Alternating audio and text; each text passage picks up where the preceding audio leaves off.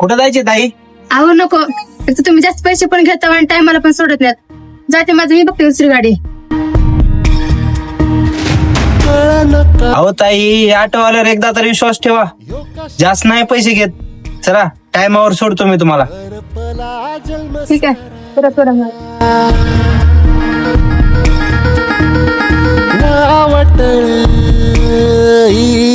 जिंदगीची कुठ दिसला निवारा. किती झाले भैया? अहो ताई, जेवढं भाडं आहे तेवढंच द्या ना. 20 रुपये झाले. दादा हे घ्या.